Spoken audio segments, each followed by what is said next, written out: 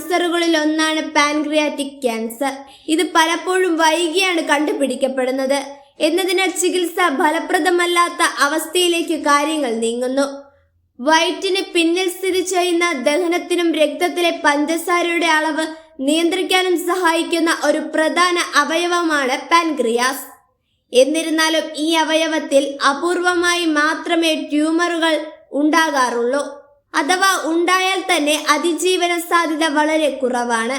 Pancreatic ക്യാൻസറിന്റെ 5 വർഷത്തെ അതിജീവന നിരക്ക് വെറും 13% മാത്രമാണ്.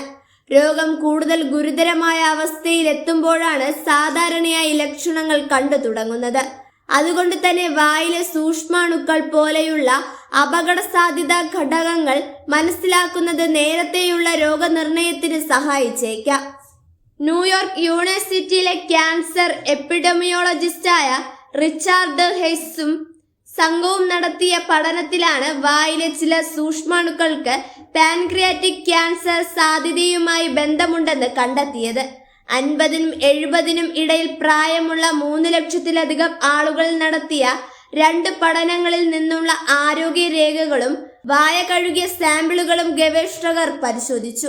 ഇതിൽ വായിൽ കാണുന്ന 27 തരം സൂക്ഷ്മാണുക്കൾ പാൻക്രിയാറ്റിക് ക്യാൻസർ വരാനുള്ള സാധ്യത 3 ഇരട്ടിയോളം വർദ്ധിപ്പിക്കാൻ കഴിയുമെന്നും കണ്ടെത്തി. ഈ കണ്ടെത്തലുകൾ മുൻകാല ഗവേഷണങ്ങളെ പിന്തുടർന്നുള്ളതാണ്.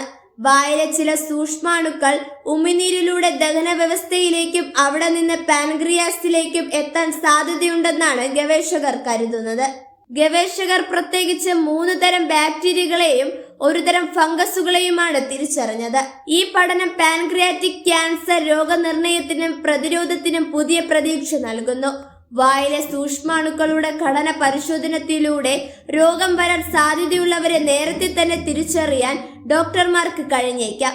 ഇത് രോഗനിർണയം വേഗത്തിലാക്കാനും അതുവഴി ചികിത്സ ഫലപ്രദമാക്കാനും സഹായിക്കുന്നു. പല്ലു തേയ്ക്കുന്നതും ഫ്ലോസ് ചെയ്യുന്നതും പല്ലിന്റെയും മോണകളുടെയും ആരോഗ്യത്തിന് നല്ലതാണെന്ന് നമുക്കറിയാം. എന്നാൽ ഇത് പീരിയോഡൽ രോഗങ്ങൾ തടയുന്നതിന് മാത്രമല്ല, ക്യാൻസർ പോലെയുള്ള മാരക രോഗങ്ങളിൽ നിന്ന് സംരക്ഷണം നൽകാനും സഹായിക്കുമെന്നാണ് പുതിയ പഠനങ്ങൾ സൂചിപ്പിക്കുന്നത്.